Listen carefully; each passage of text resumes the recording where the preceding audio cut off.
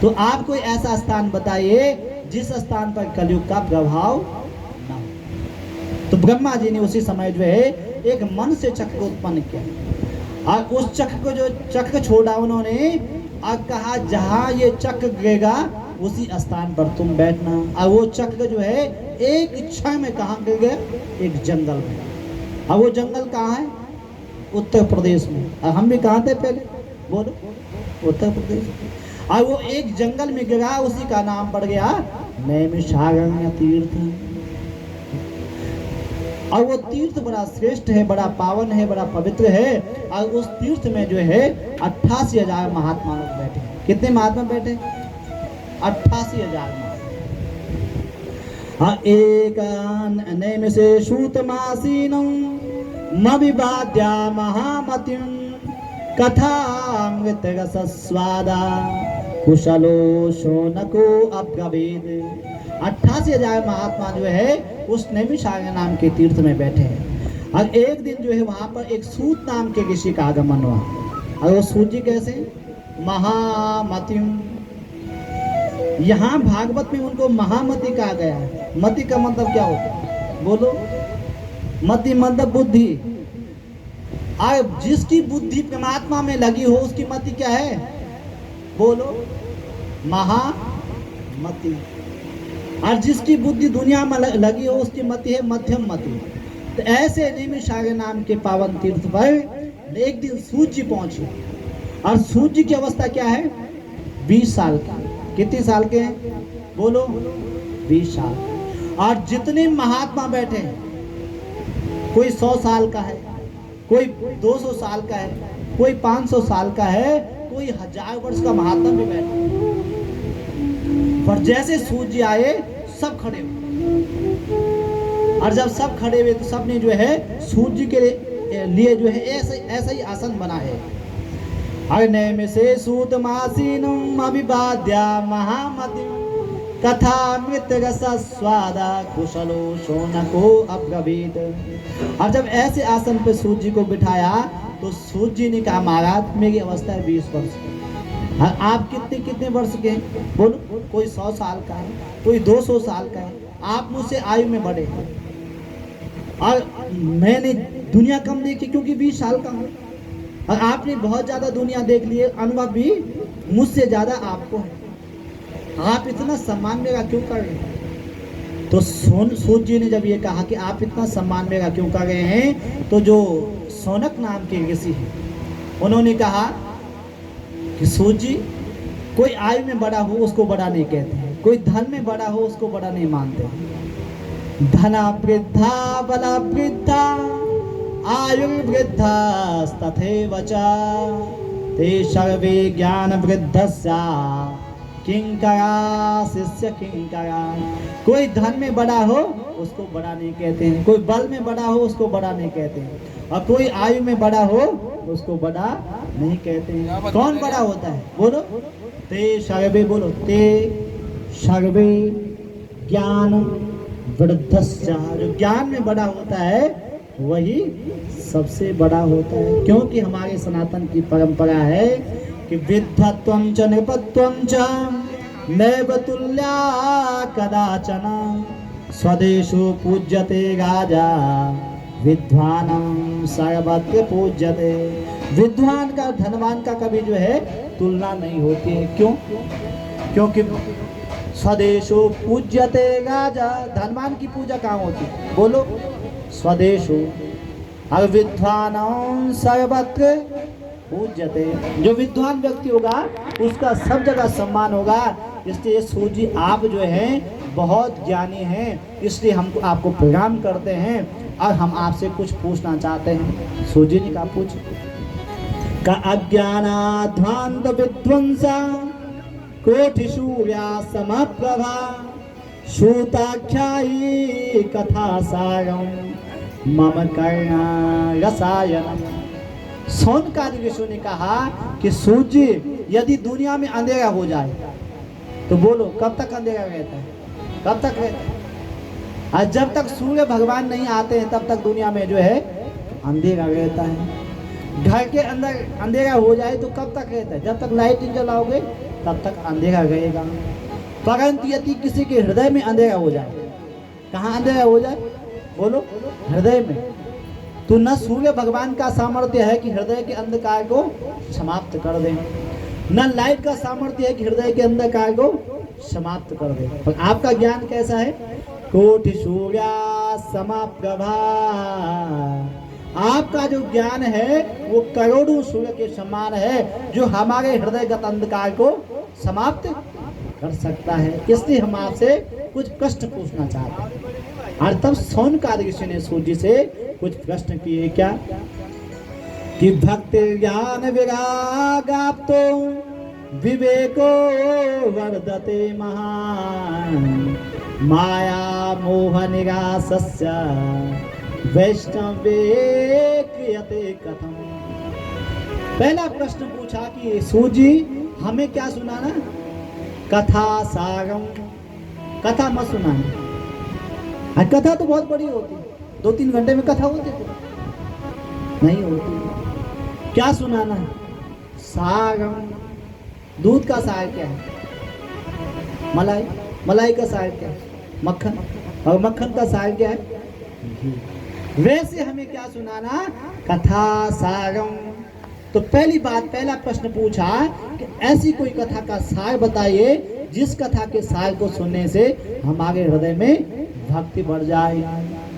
भक्ति ज्ञान विराग। तो दूसरा प्रश्न किया कि ऐसी कोई कथा का सार सुनाइए जिस कथा का सार सुनने से हमारे हृदय में ज्ञान उत्पन्न हो जाए। और तीसरा प्रश्न पूछा कि ऐसी कोई कथा सुनाइए जिस कथा को सुनकर के हमारे मन में जो है वैराग्य उत्पन्न हो। और चौथा प्रश्न पूछा, माया मोह निरासस्य वैष्णवे क्रियते कथम। जिस कथा का सार सुनकर हमारे जीवन से माया और मोह क्या हो जाए? दूर हो जाए। तो सूत जी ने शौनकादिक ऋषियों से कहा, महाराज ऐसी कथा की आवश्यकता आप लोगों को क्यों? भाई यदि भक्ति आपके मन में नहीं होती, आप जो है घर बार छोड़ के इस जंगल में, नहीं में सागर क्या है? जंगल है। और यहाँ पर जहाँ पर भागवत की कथा होती है वो घर में क्या बन जाता है बोलो? नहीं में सागर तीर्थ बन जाता है। अब ये रावत परिवार का जो घर है ये 7 दिन के लिए क्या बन गया बोलो? तीर्थ बन गया है। कौन सा तीर्थ? आज कुछ तो बोलो। नहीं में सागर नाम का तीर्थ बन गया। तो भक्ति तो आपके अंदर इतनी है, सूत जी कह रहे हैं शौनकादिक ऋषियों से, यदि भक्ति नहीं होती तो आप इस वन में आकर के भगवान का भजन करो। और आप ज्ञान की बात कर रहे हैं तो ज्ञान में तो मैं आपसे बहुत छोटा हूँ, आप बहुत बड़े हैं, आप बहुत बड़े ज्ञानी हैं। और वैराग्य की आपने बात की तो कहा वैराग्य नहीं होता तो आप जो है घर में होते, वन में भगवान का भजन नहीं करते। और चौथा प्रश्न पूछा, माया मोह। और यदि माया मोह का स्पर्श आप पे होता तो आप जो है संसार के जंजाल में पड़े होते। आप तो संसार के जंजाल को त्याग करके भगवान की कथा में बैठे हैं। तो ऐसी कथा आप लोग क्यों पूछे? सूत जी कह रहे हैं शौनकादिक ऋषियों से। तो शौनकादिक ऋषि ने कहा ये कथा हम अपने लिए नहीं पूछ रहे हैं। अरे सूत जी ने कहा दुनिया में जो भी पूछता है अपने लिए पूछता है, आप कह रहे हम अपने लिए नहीं पूछ रहे हैं, तो किसके लिए पूछ रहे हैं? कहा यह घोरो कलो प्रायो जीवस्या सुगतां गतः क्लेशकान्तस्य तस्सेवा शोधने किं परायणम्। शौनकादिक ऋषि ने कहा कि सूत जी आगे जो है घोर कलयुग आने वाला है, और जब घोर कलयुग आएगा तो क्या होगा? जीवस्या सुगतां गतः, प्रत्येक जीव जो है असुर बुद्धि को प्राप्त हो जाएगा। और हर जगह क्या दिखाई देगा? क्लेश कांतस्य, हर जगह झगड़ा कलह दिखाई देगा। इसलिए दुनिया वालों का कैसे कल्याण हो उनके लिए हम ये कथा पूछ रहे हैं। और एक प्रश्न पूछा कि कृष्ण प्राप्ति करम शाश्वत। 5वां प्रश्न पूछा कि ऐसी कोई कथा का सार सुनाइए जिससे भगवान कृष्ण की प्राप्ति हो जाए। और एक 6वां प्रश्न पूछा कि ऐसी कोई कथा सुनाइए जिस कथा को सुन करके हम काल के मुख से भी छूट जाए। तो सूत जी से जब ये प्रश्न पूछे तो सूत जी ने कहा भाई और तो आपने सब कुछ ठीक पूछा, पर आपने पूछा ऐसी कोई कथा का सार सुनाइए जिसको सुन करके जो है हम काल के मुख से भी छूट जाएं। तो मैं स्वयं काल के मुख का ग्रास हूँ। काल मतलब काल रूपी सांप है, और काला ब्याल मुख ग्रास ग्रास निर्नाश है तबे। एक सांप है, उस सांप के मुख में हम बैठे हुए, समझ लो, ध्यान से सुनना है। और हमारा जीवन कब तक हम जीवित हैं? बोलो, जब तक उसका मुख खुला है। और जैसे उस सांप ने मुख बंद कर दिया तो हमारी जीवन लीला समाप्त हो जाएगी। तो आपने पूछा, मैं तो स्वयं काल के मुख का ग्रास हूं, तो मैं कैसे बताऊं कि काल के मुख से कैसे छूट सकते हैं? पर हाँ, अपने गुरुदेव के मुख से मैंने एक कथा सुनी है जो काल के मुख से भी छुड़ा सकती है। क्या कथा है वो? बोलो। श्रीमद् भागवतम शास्त्रम कालोकीरेण भासितम। कौन सी कथा? आई पुस्तक वाला भागवत की कथा, ठीक। तो केवल एक ही कथा ऐसी है जो काल के मुख से छुड़ा सकती है, वो कथा है भागवत की कथा। पर भागवत की कथा सबको मिलना, सबके घर में होना संभव नहीं है। आप लाख सोच दो, आपके पास कितने धन है, कितना भी धन है, आप कथा नहीं करा सकते। धन के बल पे यदि आप सोचेंगे कि धन हमारे पास है, हम कथा करा देंगे, तो भागवत की कथा नहीं हो सकती है। आप सोचेंगे हमारे पास बहुत लोग हैं, हम कथा करा लेंगे, जन के बल पे कथा होगी, तो जन के बल पर भागवत की कथा नहीं हो सकती। और आपने सोचा मैं तो बहुत शक्तिशाली हूँ, धनवान भी हूँ, धन में भी बड़ा हूँ, ताकत में भी बड़ा हूँ, आत्मा में मैं बलवान हूँ, मैं भागवत की कथा करा दूंगा, तो आत्मा के बल से भागवत की कथा नहीं हो सकती। भागवत की कथा न धन के बल से हो सकती है, भागवत की कथा न जन के बल से हो सकती है, भागवत की कथा न आत्मा के बल से हो सकती है। भागवत की कथा कब होती है? जब भगवान की कृपा आप पर होती है, तब भागवत की कथा आपके घर में होती है। बोलो भागवत भगवान की जय। और भागवत की कथा मनुष्यों के लिए क्या, देवताओं के लिए भी भागवत की कथा दुर्लभ बताई है। कहा कैसे? भाई स्वर्गलोक में तो सब कुछ होता होगा, भागवत की कथा कैसे दुर्लभ होगा?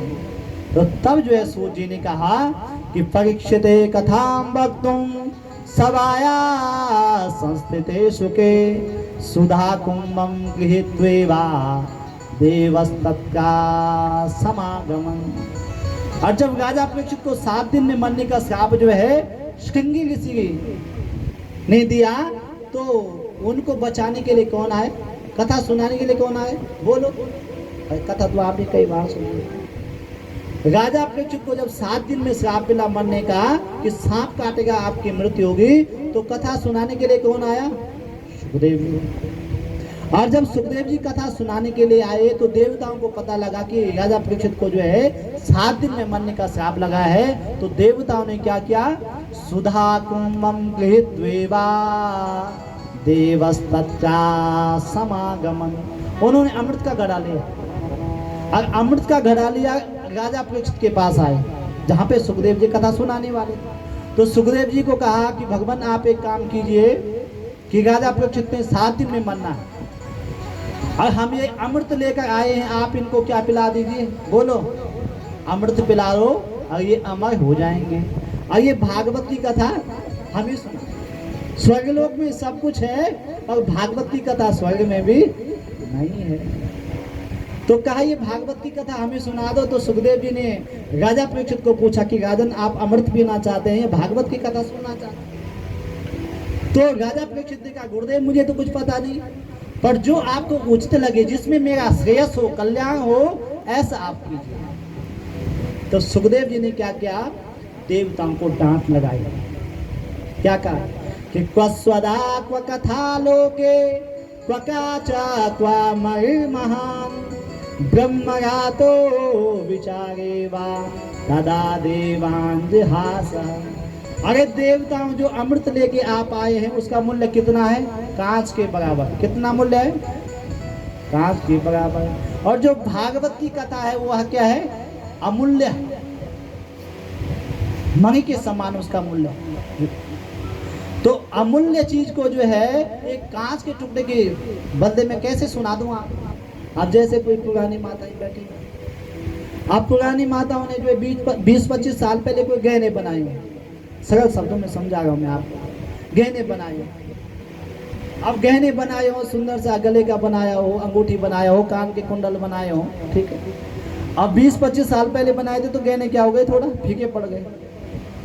अब आजकल जो आर्टिफिशियल वाले आते हैं वो जो है सोने से भी चमकदार होते कि नहीं होते हैं? क्या बोलते, पहनने में सोने से कम नहीं, खो गया तो कोई कम। तो कोई नई बहन आए, वो कहे, उस माता को कहे कि माँ आपके गहने जो है 20-25 साल पुराने हैं, ये जो है फीके पड़ गए हैं, आप ये आर्टिफिशियल वाले रख लो और अपने असली वाले गहने मुझे दे दो। कोई दे, बोलो, नहीं देगा। तो देवताओं को कहा, कहाँ आपका अमृत जिसका मूल्य कांच के बराबर है, और जो भागवत है वो बहुमूल्य है। और देवताओं को डांट लगाई और देवताओं को वहां से भगा दिया। और देवता सीधे जो है ब्रह्मा जी के पास गए। ब्रह्मा जी से कहा कि सुखदेव जी जो है राजा परीक्षित को भागवत सुना रहे हैं और हम अमृत लेके गए थे, हमने कहा था कि आप जो है अमृत राजा परीक्षित को पिला दीजिए और भागवत की कथा क्या कर दीजिए, हमें सुना दीजिए। पर सुखदेव जी ने जो है हमें वो कथा नहीं सुनाई। तो ब्रह्मा जी ने कहा भाई एक काम करो, अभी तो 7 दिन बाकी है ना, आज तो पहला दिन है, अब 7 दिन तक तुम यहाँ बैठो ब्रह्मलोक में। अब देखते हैं 7 दिन बाद जो है राजा परीक्षित का क्या होता है, और तब जो है आगे बात करेंगे। और 7 दिन तक सारे देवता ब्रह्मलोक में बैठ गए। और 7वें दिन जब ब्रह्मा जी अपने लोक से ब्रह्मलोक से बाहर निकले तो उनको क्या दिखाई दिया, राज्ञो मोक्षम तथा भिक्षा पुराधा ताप विस्मिता। घंटे घंटियाल बज रहे हैं और वैकुंठ से जो है पुष्प वृष्टि हो रही है, और विमान में बैठ करके राजा परीक्षित कहाँ जा रहे हैं, स्वर्ग जा रहे हैं। तब जो है देवताओं की शंका का समाधान करने के लिए ब्रह्मा जी ने एक मन से तराजू उत्पन्न किया। तराजू जो तोलने वाला होता है, और तराजू में कितने पलड़े होते हैं, 2।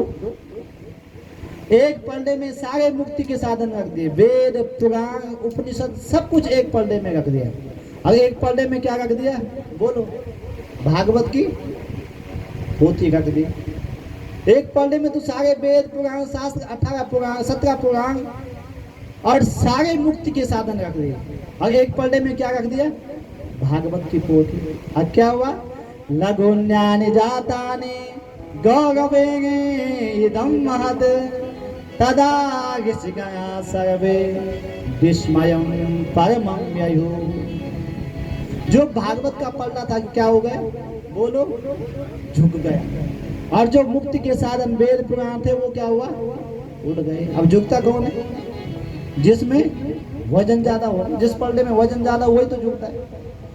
तो तब ब्रह्मा जी ने देवताओं को कहा कि देवताओं ये भागवत की पुस्तक मत समझना आप 7 दिन तक, ये भागवत की पुस्तक नहीं है, किताब नहीं है कोई, ये क्या है, प्रत्यक्षम कृष्ण एव ही, ये साक्षात मेरे भगवान वाके बिहारी का सप्तमय स्वरूप है, इसलिए ये कोई पुस्तक नहीं है। और तब देवताओं का शंका का समाधान हुआ। तो सोनकादि ऋषि ने कथा कौन सुना रहा है, सूर्य, और सुन कौन गए, सोनकादि ऋषि। तो सोनकादि ऋषि ने सूर्य से कहा महाराज ये कथा इतनी पवित्र करने वाली है, सबका कल्याण करने वाली है, तो भागवत की कथा कितने दिन की करनी चाहिए, कितने दिन की भागवत की कथा होनी चाहिए। तो कहा भागवत की कथा तो जो है 1 साल, कितने साल की, 1 साल, क्योंकि भागवत में कितने अध्याय हैं अभी मैंने आपको बताया था, बोलो 335। वाह, बहन जी के लिए ताली बजाओ। 335 अध्याय भागवत की कथा में है। अभी मैंने आपको 1 अध्याय की कथा भी नहीं सुनाई। कितना टाइम हो गया भाई साहब, प्रमोद भाई जी, 2 घंटे हो गए। अभी जो है आधा अध्याय की कथा सुनाई मैंने आपको। अगर यदि ऐसी ही कथा 1-1 अध्याय की सुनाएंगे तो 335 अध्याय हैं, तो 1 साल पूरा लगेगा कि नहीं लगेगा, बोलो, कुछ दिन तैयारी में लगेगी। तो 1 साल की भागवत की कथा हो सकती, कहा महाराज सूजी एक साल तक भागवत की कथा कौन सुनेगा? तो कहा का है ऐसा करो 1 महीने की सुन लो। कहा 1 महीना भी बहुत ज्यादा समय है। तो कहा 1 महीने में कितने पक्ष होते हैं? बोलो 2 पक्ष। 1 पक्ष की कथा सुन लो, बंद कर देना। तो कहा महाराज कलयुग के मनुष्यों के पास जो है कहाँ समय है? तो तब जो है सूजी ने कहा कि सप्ताहोपि तथा धन्या कृष्ण लोक फलप्रदा। सबसे उत्तम कथा कितने दिन की है? बोलो 7 दिन की। सप्ताहोपि तथा धन्या, 7 दिन की कथा आप लोग सुन लो। और कृष्ण लोक फलप्रदा, ये 7 दिन की जो कथा भागवत की है ये भगवान के लोग को देने वाली है। तो शौनकादिक ऋषि ने कहा महाराज आप ये बताइए कि 7 दिन तक जो है सबसे पहली कथा किसने सुनी है? 7 दिन और किसने सुनाई? तब सूजी ने कहा एकदा हि विशालायां चत्वारा ऋषयो मला सत्संगार्थं समायाता दुदुसुस्तत्र नागदम। एक समय जो है विशाल आया। विशाला कहते हैं भगवान बद्र विशाल जी को। बोलो बद्र विशाल भगवान की जय। उस बद्र विशाल धाम में जो है सनत कुमार 4 भाई, उनका जो है जीवन का एक ही लक्ष्य था। क्या? कथा मात्रेक जीवनम। एक भाई कथा सुनाता था, 3 भाई कथा सुनते थे। जब सुनाने वाला थक जाता था तो दूसरा भाई सुनाता था और 3 भाई फिर कथा सुनते थे। ऐसे ही बद्र विशाल में वो जो है एक दिन भगवान की बद्र विशाल में जो है भ्रमण कर रहे थे, घूम रहे थे। तो उनको क्या दिखाई दिया कि सामने से देवऋषि नारद जी आ गए हैं। और देवऋषि नारद जी जब आ गए हैं तो देवऋषि नारद जी जब किसी को भी दिखाई देते हैं, किसी ने देखा तो नहीं देवऋषि नारद जी? हर देखा तो नहीं, टीवी में तो देखा होगा। देख तो कैसे आते हैं हर समय? उनके हाथ में क्या होते हैं? देवदत्ताम इमाम वीराम स्वर ब्रह्मा विभूषिता मूर्छित्वा हरिकथा गायमान सराम्यम। मूर्छित्वा हरिकथा, हर समय क्या करते हैं? क्या करते हैं? वीणा बजाते हैं। और क्या करते हैं उसमें?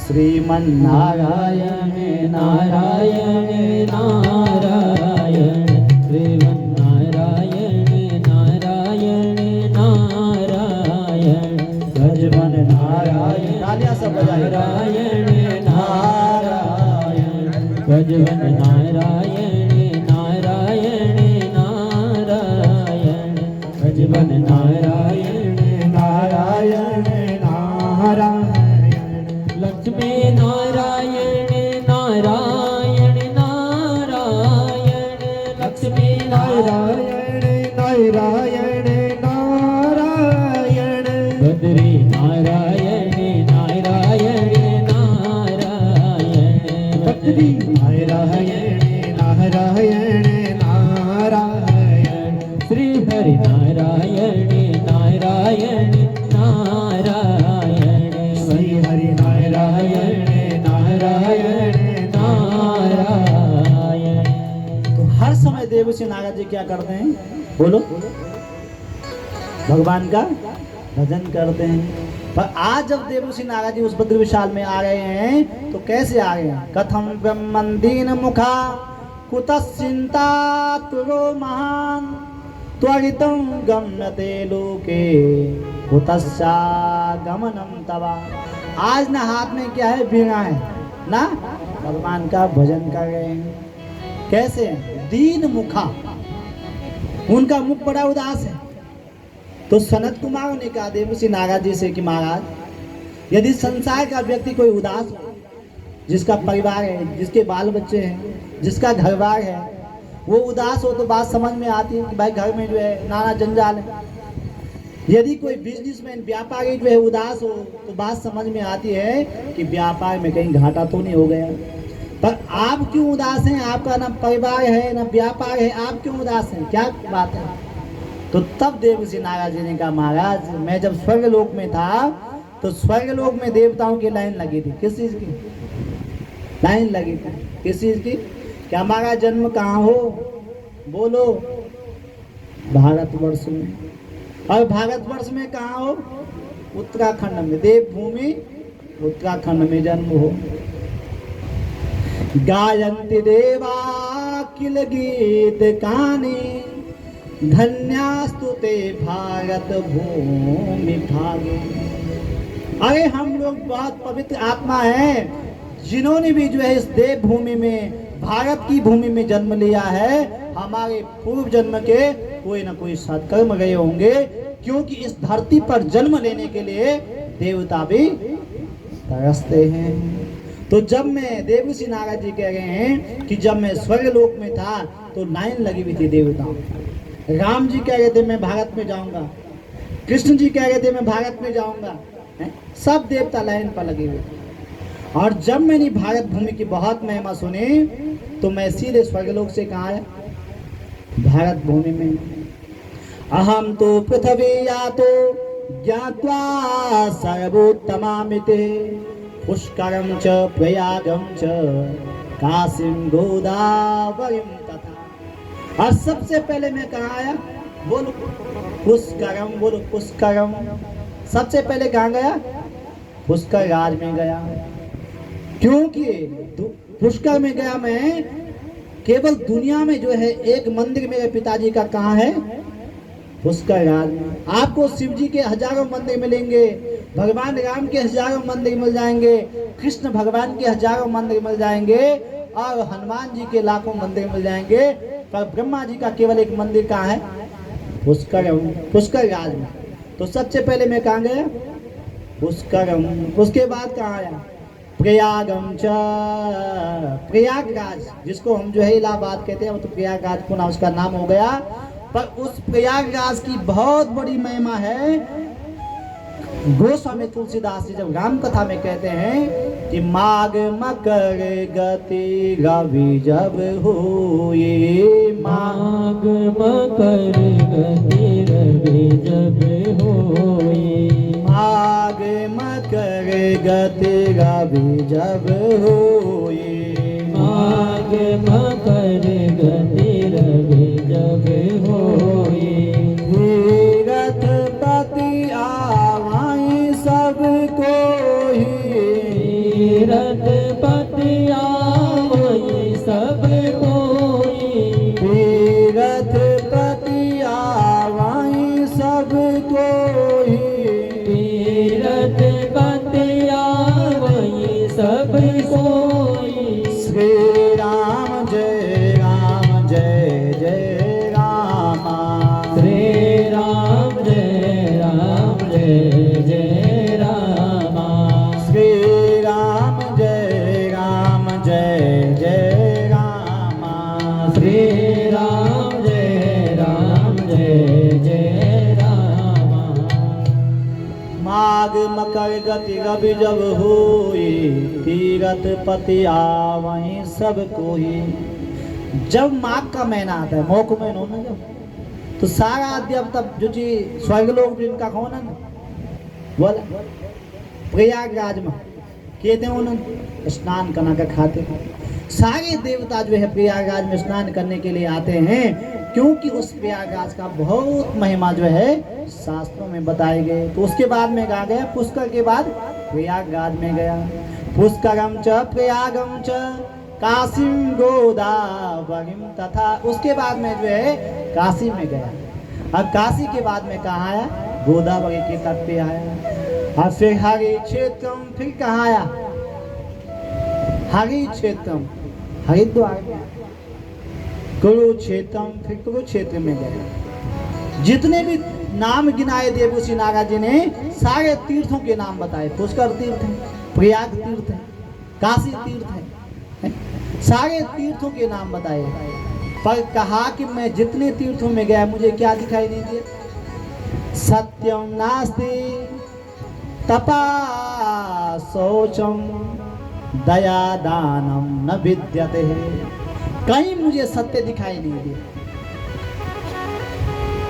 सब झूठ बोलने पे लगे, पैसा कमाने पे। और कोई एक बार सत्य बोलता तो मानो हरिश्चंद्र जी के बाद हमारा ही क्या है, कुछ तो बोलो नंबर है? तो कहीं मुझे सत्य दिखाई नहीं दिया। दया दानम, कहीं दया नहीं दिखाई देगी, कहीं है किसी को दया? अब धीरे धीरे दया समाप्त। दानम अविद्यते, मुझे कहीं सत्य दिखाई नहीं दिया, दया दिखाई नहीं दी, दान दिखाई नहीं दिया, तो मेरा मन बड़ा खिन्न हुआ। देवसी नारद जी कह रहे हैं। और मैंने सोचा संतों के यहाँ चलता हूँ, वहाँ तो जो है सत्य भी दिखाई देगा, दया भी दिखाई देगी, दान भी दिखाई देगा। और मैं सीधे इलाहाबाद पहुँच गया। और इलाहाबाद जब मैं पहुँचा तो वहाँ मुझे एक बहुत बड़ा महल दिखाई दिया, और उस महल के बाहर 2 द्वारपाल खड़े थे, चौकीदार। तो मैंने उनको पूछा, भाई उन द्वारपालों से पूछा कि ये महल किसका है? तो उन द्वारपालों ने कहा कि ये महल नहीं है। तो मैंने कहा महल नहीं तो क्या है? कहा ये आश्रम है। तो मैंने कहा इतना बड़ा आश्रम किस बाबा का है? कौन से बाबा का है? कहा गरीबदास महाराज का। नाम क्या है? बोलो। गरीबदास। और आश्रम बना हुआ है राजा के महल की तरह। फिर मैं आगे गया, आगे जब गया मैं, तो एक मुझे बहुत बड़ा और महल दिखाई दिया, और वहाँ बहुत हल्ला मचा हुआ था, बहुत लोग जो है वहाँ दिखाई दे रहे थे। तो मैंने सोचा कोई जनसभा होगी। तो मैंने वहाँ पे भी 2 चौकीदार थे, तो मैंने उनसे पूछा, महाराज, उन चौकीदारों से पूछा कि भाई ये यहाँ कोई जनसभा होने वाली, कोई नेता आने वाला है, भारत के प्रधानमंत्री आने वाले, कौन आ रहा है? कहा महाराज ये जनसभा भी नहीं हो रही है, और ये जो है कोई जो है महल नहीं है, ये आश्रम है। तो इतना हल्ला क्यों मचा है इस आश्रम में? वहाँ तो शांति होनी चाहिए। किस बाबा का आश्रम है? कहा मौनी बाबा का। नाम क्या है? मौनी बाबा का मचा हुआ है। और जब मैं आगे गया तो जाते जाते जाते मुझे एक महल और दिखाई दिया, और वहाँ बहुत सारे बच्चे खेल रहे थे। तो मैंने सोचा कोई विद्यालय होगा, जैसे यहाँ पे विद्यालय हमारे बगल में है। तो मैंने सोचा कोई ऐसा ही विद्यालय होगा, विद्या मंदिर होगा। तो मैंने वहाँ जाकर पूछा कि भाई, वहाँ पे भी जो चौकीदार खड़ा था उससे पूछा कि महाराज ये कौन सा विद्यालय है? इतना बड़ा विद्यालय, इतने बड़े बच्चे, इतने बहुत सारे बच्चे यहाँ हैं, तो कौन सा विद्यालय है? तो उस चौकीदार ने कहा महाराज ये विद्यालय नहीं है। तो मैंने पूछा क्या है? कहा आश्रम है। तो कहा इस आश्रम में इतने बच्चे किसके हैं? कहा ब्रह्मचारी महाराज जी। क्या नाम है? तो जब मैं संतों के आश्रम में भी गया तो मुझे वहां भी शांति नहीं मिली। देवसी नारद जी का। और तब मैंने सोचा भाई किसी गांव में चलता हूँ, और गांव में जो है सब गांव के लोग होंगे, गृहस्थ लोग होंगे। और हमारे शास्त्र कहते हैं कि धन्य गृहस्थ आश्रम। गृहस्थ आश्रम क्या है? धन्य। और मैं सीधे एक गांव में गया, और वहां क्या देखा मैंने कि तरुणी प्रभुता गे है श्यालको बुद्धिदायक कन्या विकर्णयो लोभात् दंपत्तिर्नाम च कल्कनम। जब गांव में गया तो मैंने वहां क्या देखा? गृहस्थ आश्रम में मैं जब गया तो तरुणी प्रभुता गे है, जो नई बहू है उसका साम्राज्य घर पर है, उसकी चलती है। तो देवसी नारद जी ने जब ये कहा तो सनत कुमारों ने कहा कि भाई नहीं, बहू की चलती है तो ठीक तो है, प्रत्येक सास बहू को इसीलिए लाती है कि मेरी बहू की चले, तो चलती है तो क्या गलत है? और कहा देवसी नारद जी ने कहा बहू की चलती है, पर क्या हो गया? सास ससुर का सम्मान नहीं हो रहा है, माता पिता का सम्मान नहीं हो रहा है। तरुणी प्रभुता गे है श्यालको बुद्धिदायक, भाई भाई से सलाह नहीं ले रहा है। और कन्या विकर्णयो लोभात्, हमारे यहाँ सबसे बड़ा दान क्या बताया गया? आप बद्रीनाथ में दान कर लीजिए, आप केदारनाथ में दान कर लीजिए, आप जगन्नाथ में दान कर लीजिए, पर उस दान का उतना फल नहीं है। एक दान हमारे यहाँ बहुत श्रेष्ठ दान बताया गया, क्या? कन्यादान। बोला सब गढ़वाल बोले कन्यादान महादान। कन्यादान क्या है? महादान। तो आज क्या होगा, कन्यादान नहीं हो रहा है। क्या, क्यों कन्यादान क्यों नहीं होगा? सब शादियां तो हो ही गई, कन्यादान ही तो का कन्या विकर्यो लोभाद। पहले एक शब्द आता था समधि, आज भी ये शब्द तो आज तो समधि का मतलब क्या होता था? जहां विचारों में समानता होती थी, जहां मन मिलते थे। पहले पुराने लोग कहते थे ना, मन मिल गई, मन मैत्री, मन जहां मिल जाता था, विचार जहां मिल जाते थे। तो कहा कन्या विकर्यो लोभात। बेटा डॉक्टर है तो बहू क्या चाहिए? बोलो आजकल क्या चाहिए? जिसकी डॉक्टरी पढ़ी हो। बेटा इंजीनियर है तो बहू क्या चाहिए? इंजीनियर चाहिए। बेटा अध्यापक है तो बहू क्या चाहिए? अध्यापिका चाहिए। तो जो है सौदा क्या, संबंध क्या बन गया है? सौदा बन गया है। अब केवल जो है नौकरियों का मिलान हो रहा है कि बेटा इंजीनियर है तो बहू भी इंजीनियर चाहिए, बेटा डॉक्टर है तो जन्म पत्नी जुड़े तो ठीक, और न जुड़े तो पंडित जी आप जुड़ा दो इसको, है? तो दंपत्ति नाम च कलकनम। अब बेटा कमाता है 1 लाख, बहू कमाती है 1.5 लाख, ठीक है? तो क्या होगा फिर? क्या होगा? दंपत्ति नाम च कलकनम। झगड़ा, सब जगह झगड़ा दिखाई दे रहा है।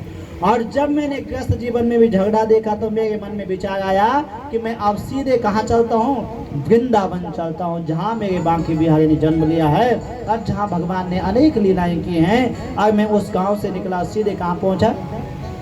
यमुना तटमापन्नो यत्र लीला हरेर भूत। यमुना के पावन तट में जो है वृंदावन में गया। और वृंदावन में जब मैं पहुँचा तो वहाँ मुझे एक आश्चर्य दिखाई दिया।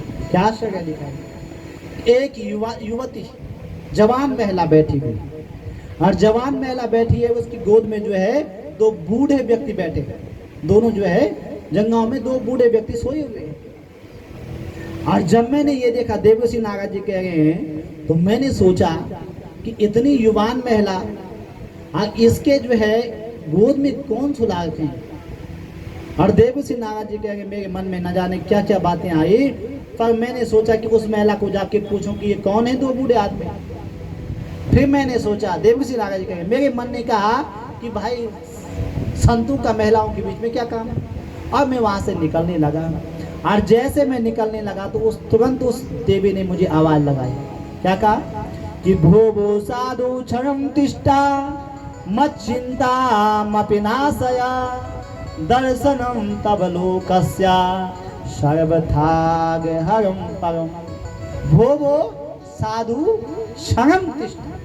ये महाराज आप क्या है, एक क्षण के लिए रुक जाओ। और मत चिंता मपि नाशया, मेरी चिंता को समाप्त करो। और तब मैं उस देवी के पास गया। मैंने उससे पूछा, तुम कौन हो, क्या परिचय है आपका? तो उस देवी ने कहा कि अहम भक्ति ख्याता इमो में तनयो मतो ज्ञान वैराग्य नामानो काल योगे न जर्जरो। मेरा नाम क्या है? अहम भक्ति रीति ख्याता। मेरा नाम क्या है? बोलो, भक्ति। और ये जो 2 गोद में सोए बूढ़े व्यक्ति हैं, ये कोई संसार के व्यक्ति नहीं हैं, संसार के पुरुष नहीं हैं। ये कौन है? ये दोनों मेरे पुत्र हैं। एक का नाम है ज्ञान और दूसरे का नाम है वैराग्य। और तब उसने अपना परिचय दिया कि उत्पन्ना द्रविड़ेशाहम वृद्धिम कर्णाटके गता क्वचिन क्वचिन महाराष्ट्रे गुर्जरे जीर्णताम गता। मैं उत्पन्न कहाँ हुई हूँ? बोलो। उत्पन्ने द्रविड़ेशाहम, दक्षिण भारत में मेरा जन्म हुआ, कर्नाटक में मैं बड़ी, और महाराष्ट्र में कहीं कहीं मेरा सम्मान हुआ, और गुजरात में जाके हम वृद्ध हो गए। अब इसका मतलब क्या है? इसका आध्यात्मिक अर्थ यदि हम देखें तो भक्ति कह रहे, मैं उत्पन्न कहाँ होती हूँ? द्रविड़े। द्रविड़ कहते हैं इस हृदय के लिए। जब हम भगवान की कथा सुनते हैं तो भक्ति उत्पन्न होती है इसमें। अब कहाँ से सुनते हैं कथा? बोलो। आंखों से? कहाँ से? कानों से ना। वृद्धिम कर्नाटके गता। जब कानों के द्वारा हमारे हृदय में भगवान की कथा जाती है तो भक्ति युवान होती है, बढ़ती है। और क्वचिन क्वचिन महाराष्ट्र, जब तक हम कथा में बैठे हैं तो तब हम बोलते हैं भाई कि हाँ यार भगवान की कथा वास्तव में जो भाई सुननी चाहिए, भगवान का भजन करना चाहिए। कहीं कहीं सम्मान, मन उसको सम्मान दे रहा है कि भाई भगवान का भजन करना चाहिए। और गुर्जरे जीर्णताम गता, कथा संपन्न हुई, 2-4 दिन हुए, आज सारी कथा बोलो साहब है। तो कहने का भाव ये है कि भक्ति के लिए मैं तो जो है वृंदावन में आके युवान हो गई, पर मेरे दोनों पुत्र जो हैं वृद्ध हैं। अब कोई माँ जवान हो और उसके पुत्र उसके सामने बूढ़े हो जाएं तो अच्छा लगेगा? लगेगा अच्छा? नहीं लगेगा। अब आप ही बताओ देवसी नारद जी भक्ति मांगाने गए, आप ही बताओ कि यहाँ जो है उचित है कि मेरे पुत्र वृद्ध हैं और मैं युवान हूँ? आप ही बताओ ऐसे क्यों हुआ? और तब देवसी नारद जी ने ध्यान लगाया और ध्यान लगा के कहा, माँ भक्ति महारानी से कहा कि इसमें आपका कोई दोष नहीं है। कहा किसका दोष? कहा इसमें जो है अब घोल कलयुग आ गया है। अब कलयुग में क्या होगा? वर्षे वर्षे कर्म जाता मंगलम ना पितृष्यते। कलयुग की आयु कितनी है? 4 लाख बोलो 32,000 वर्ष के कलयुग की आयु। अगर अभी कितने वर्ष हुए? 5,500 वर्ष के लगभग जो है कलयुग व्यतीत हुआ। और जैसे जैसे कलयुग बढ़ेगा हर जगह अमंगल या मंगल सुनाई देगा, हर जगह अशुभ समाचार सुनाई देंगे, शुभ जो है कहीं सुनाई नहीं देगा। इसलिए आपका भक्ति मांगाने आपका दोष नहीं है इसमें कि आपके पुत्र वृद्ध हो गए हैं। ये दोष किसका है? कलयुग का है। पर ये तो वृंदावन का संयोग है कि आप युवान हो गए, क्योंकि वृंदावन हर धरती का जो है अलग प्रभाव होता है। वृंदावन की धरती क्या है? भक्ति प्रधान है। अयोध्या की धरती क्या है? वैराग्य प्रधान है। काशी की धरती क्या है? ज्ञान प्रधान है। और बद्रीनाथ की धरती क्या है? तप प्रधान है।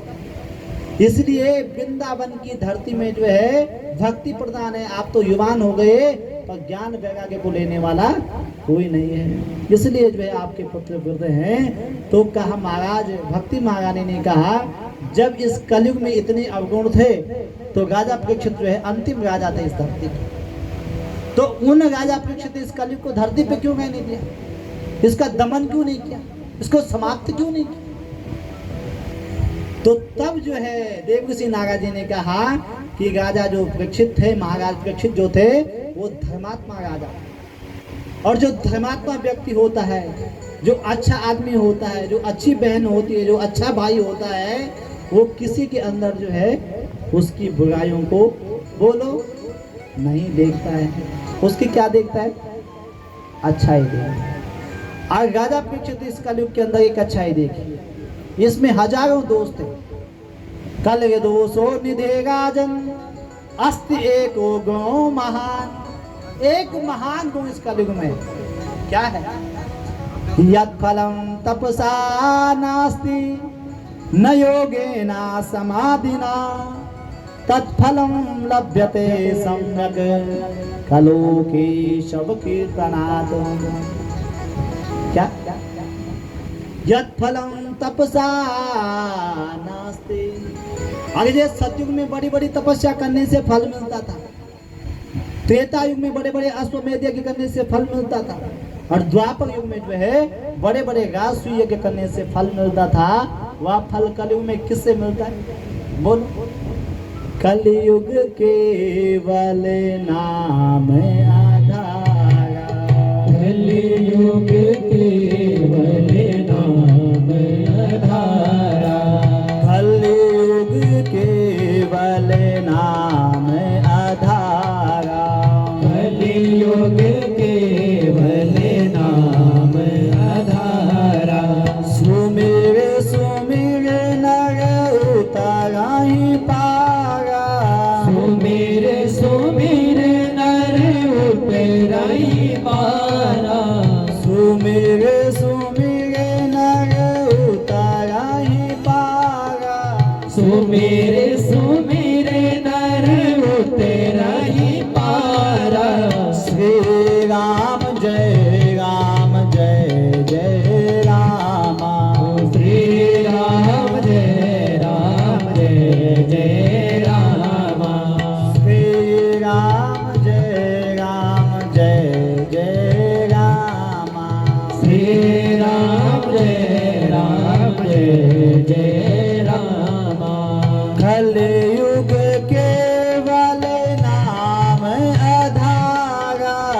कलयुग केवल नाम आधारा, कलयुग केवल नाम आधारा, कलयुग केवल नाम आधारा।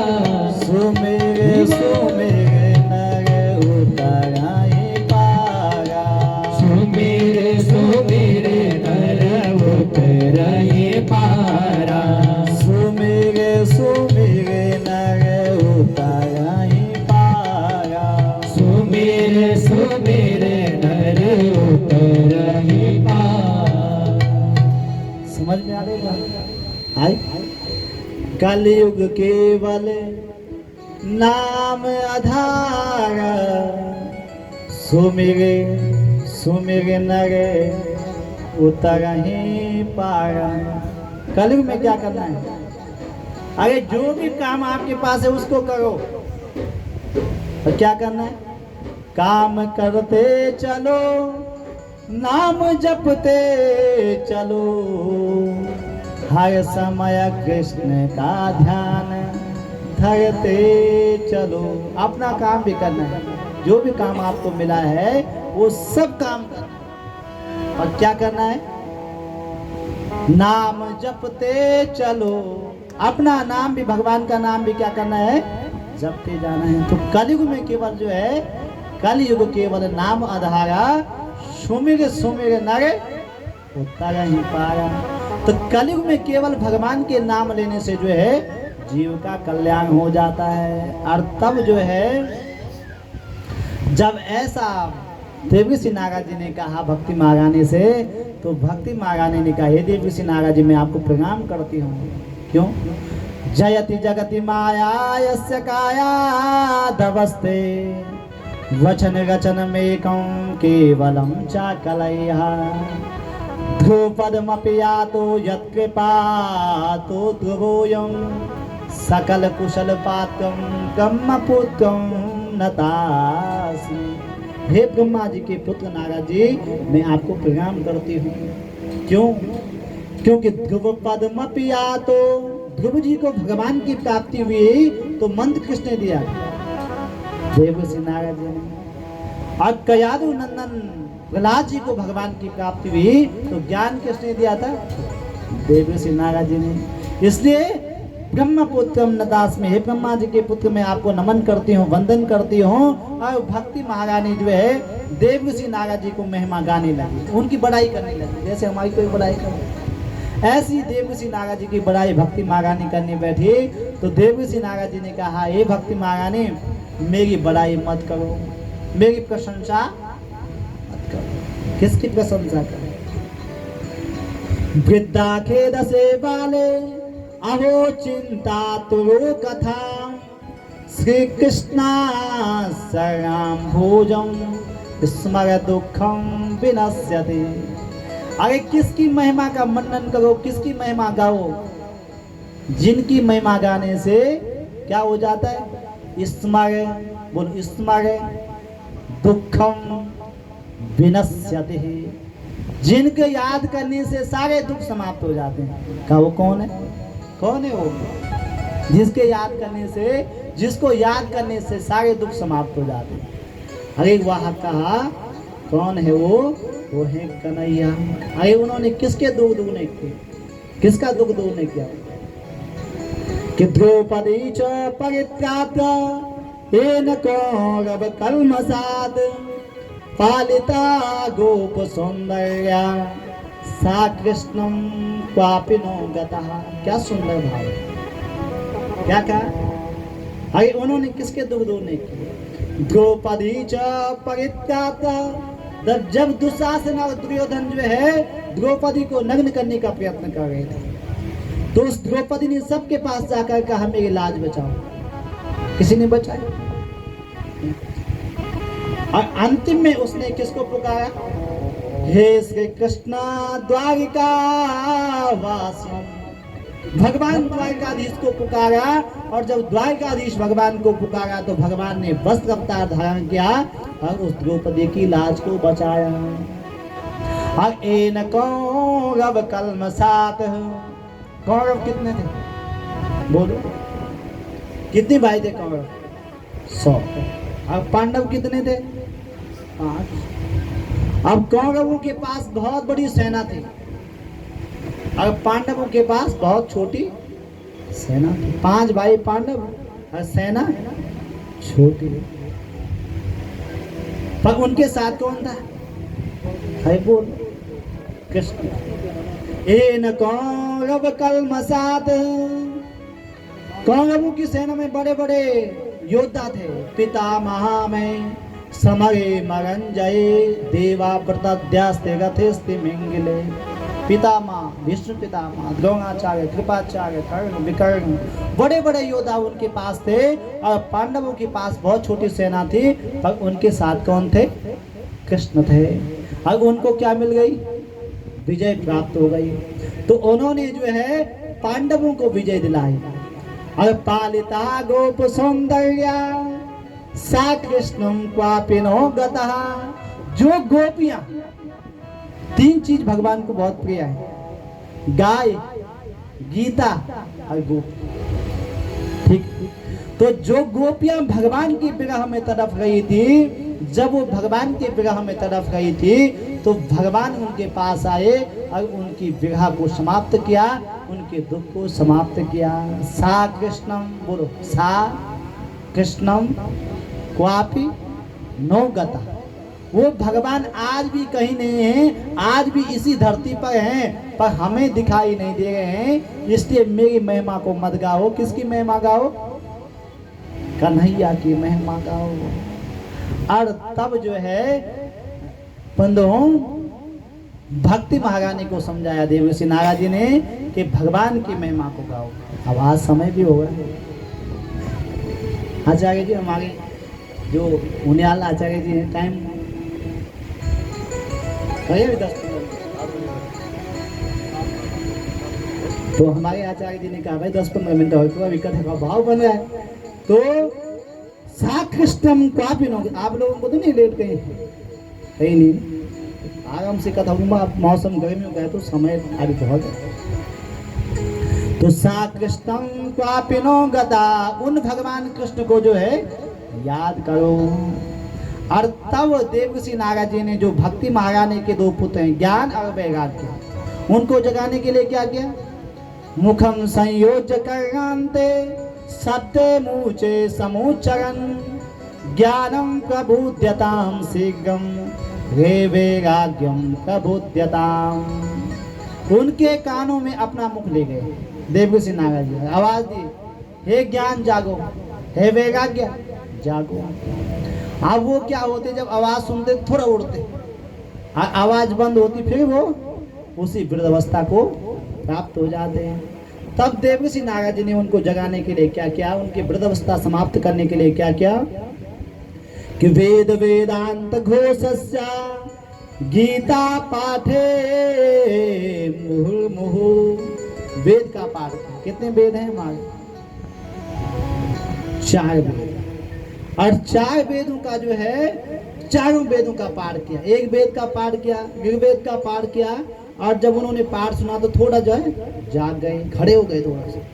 और जैसे पाठ ने विराम लिया, फिर वह उसी वृद्धावस्था को प्राप्त हो गई। फिर दूसरे वेद का पाठ किया, फिर तीसरे वेद का पाठ किया, चारों वेदों का पाठ कर लिया। और जैसे वो पाठ सुनते तो थोड़ा जाग जाते और फिर उसी अवस्था में हो जाते। वेद वेदांत, फिर वेदांत का पाठ सुनाया, फिर थोड़ा जागते और जैसे पाठ बंद होता फिर उसी वृद्धावस्था को प्राप्त हो जाते हैं। फिर देवर्षि नारद जी ने कहा भाई अब क्या करता हूँ, गीता का पाठ सुनाता हूँ।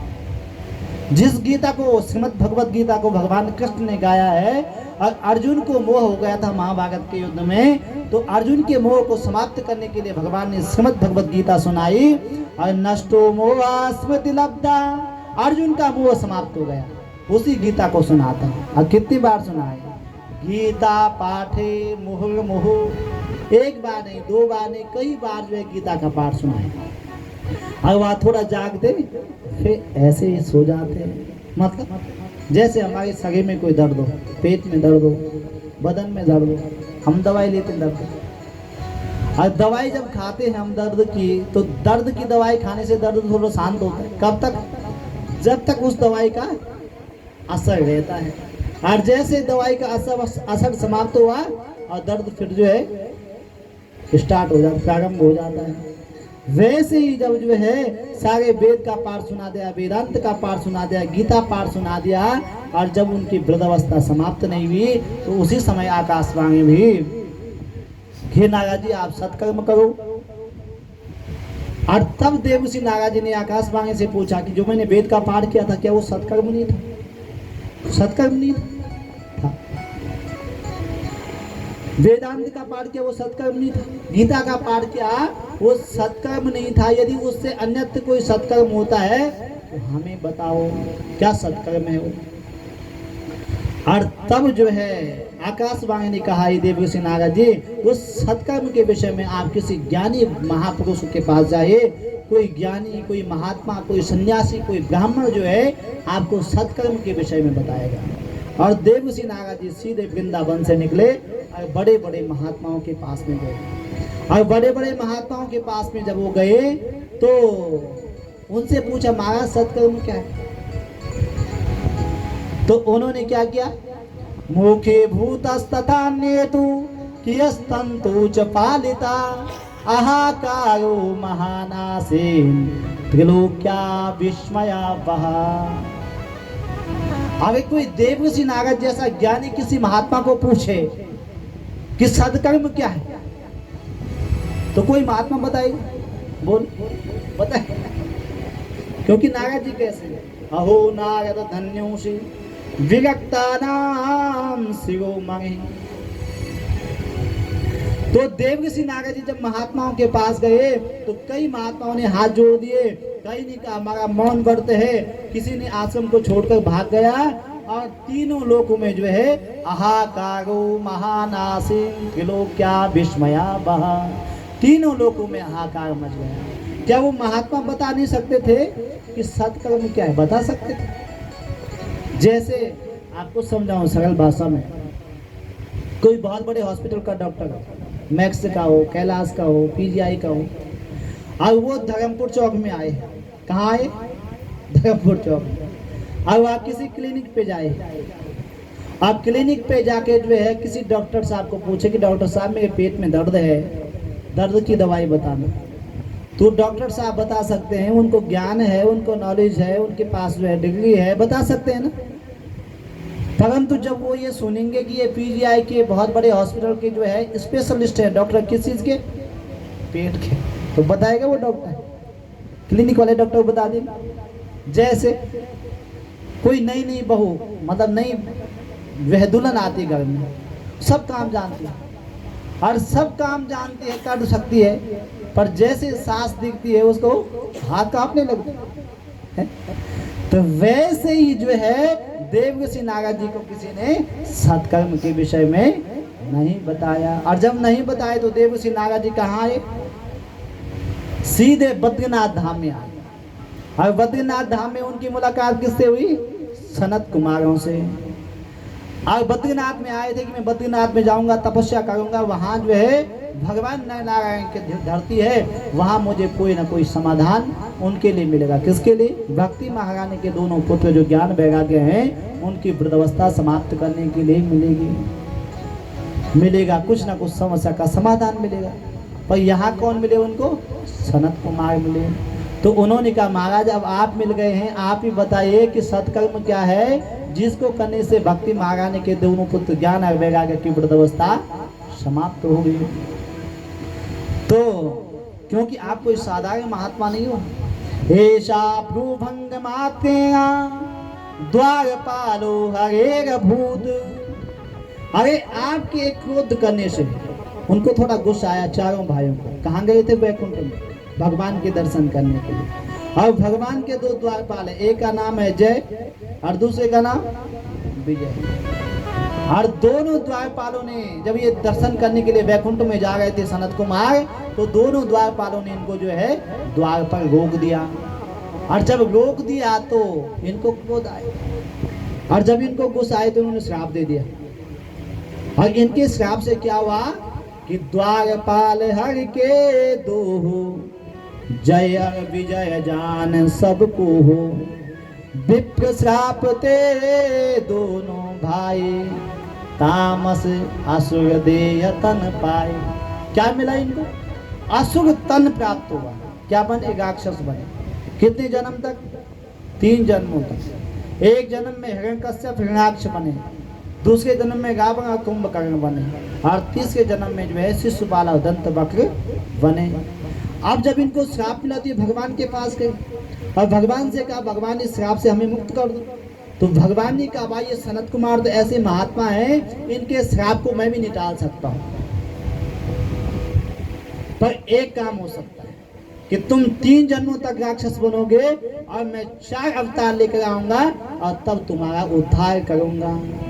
और तब भगवान ने हिरण्याक्ष को मारने के लिए वराह का अवतार लिया, हिरण्यकश्यप को मारने के लिए जो है नरसिंह अवतार भगवान का हुआ, रावण और कुंभकर्ण मारने के लिए भगवान ने राम अवतार लिया, और शिशुपाल और दंतवक्र को मारने के लिए भगवान ने कृष्ण अवतार लिया। पर उन सनत कुमारों का श्राप जो है भगवान भी नहीं टाल सके।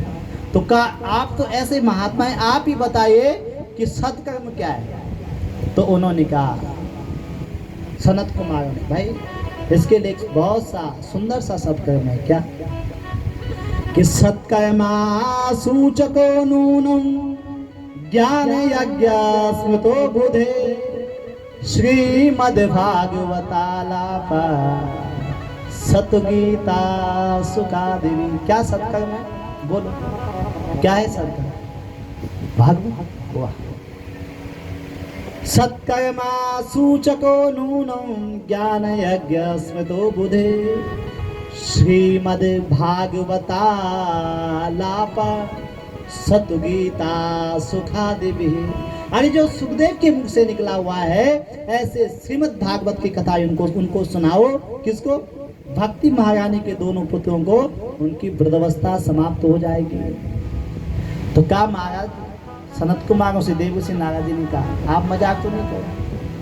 कभी कभी क्या होता है, जब एक साथ के लोग मिलते हैं तो एक साथ की 2 बहनें मिल जाएं तो मजाक करती, बचपन की यादें। 2 भाई मिल जाएं तो बचपन की यादें याद करते हैं, फिर मजाक भी करते हैं। तो कहा, आप मुझसे मजाक तो नहीं करेंगे? अरे क्यों?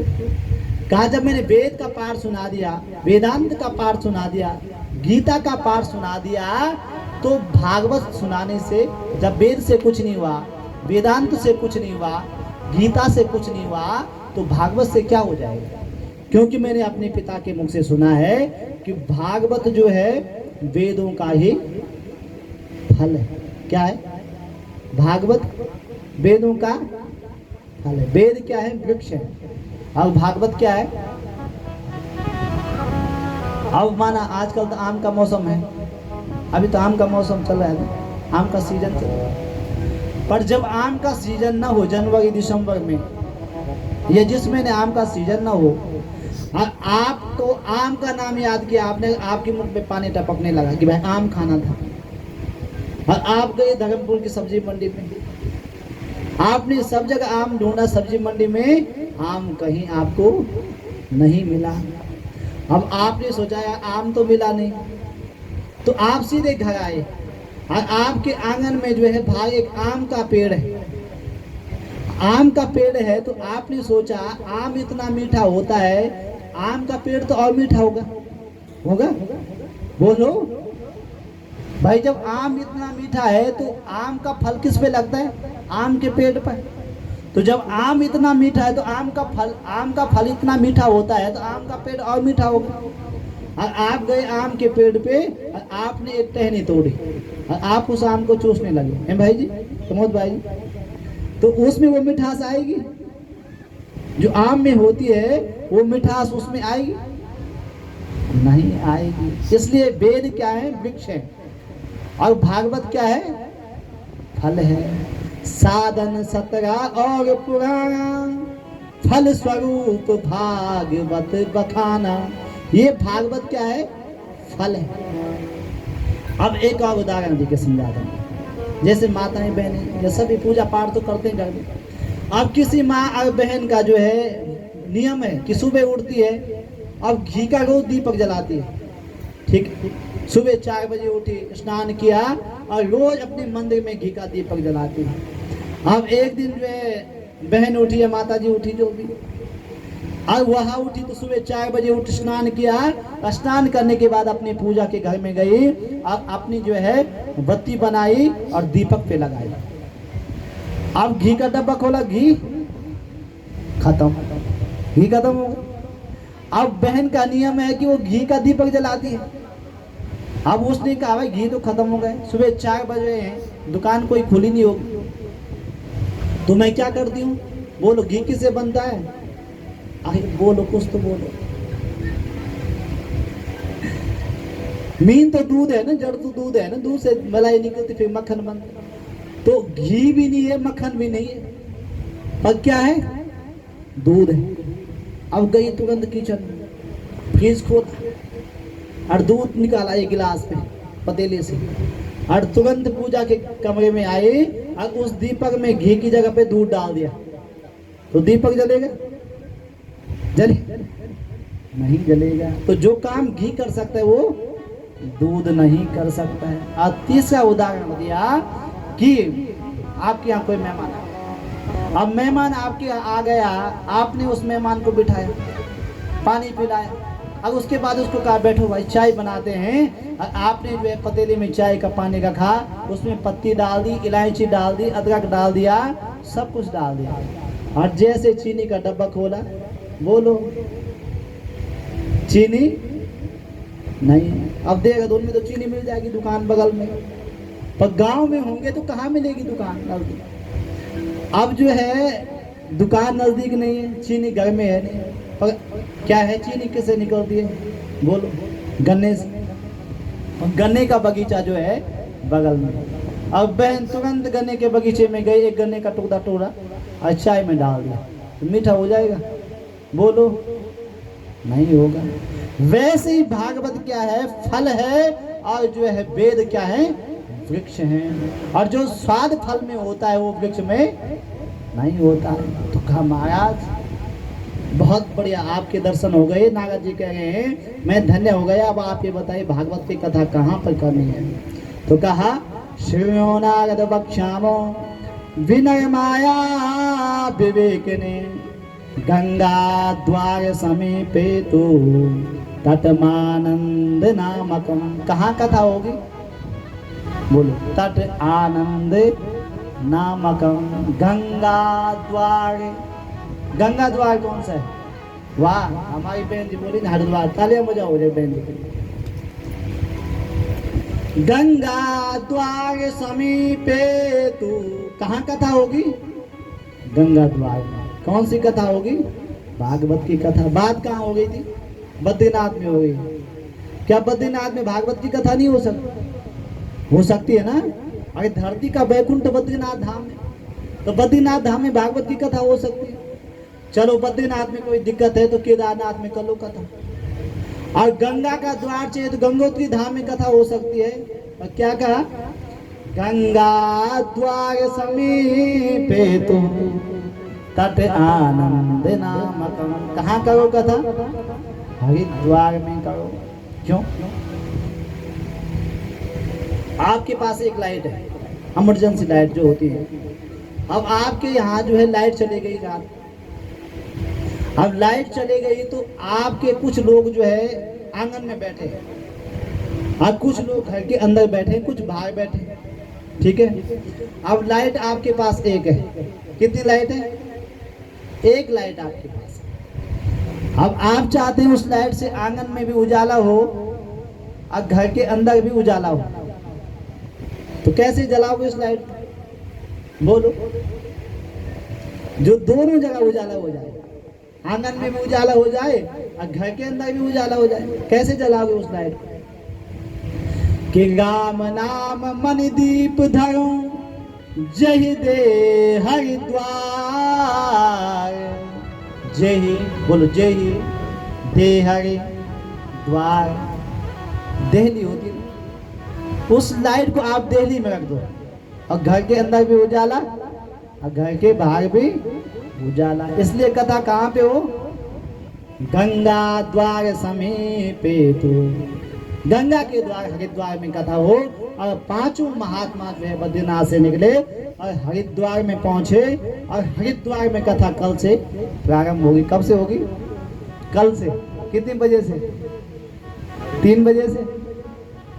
3 बजे से है 3:30 से। हमारे आचार्य जी कह रहे हैं 3:30 से जो है कल जो है हरिद्वार के पावन तट पर जो है भागवत की कथा होगी। बोलो भागवत भगवान की जय। बांके बिहारी लाल की जय। भद्र विशाल भगवान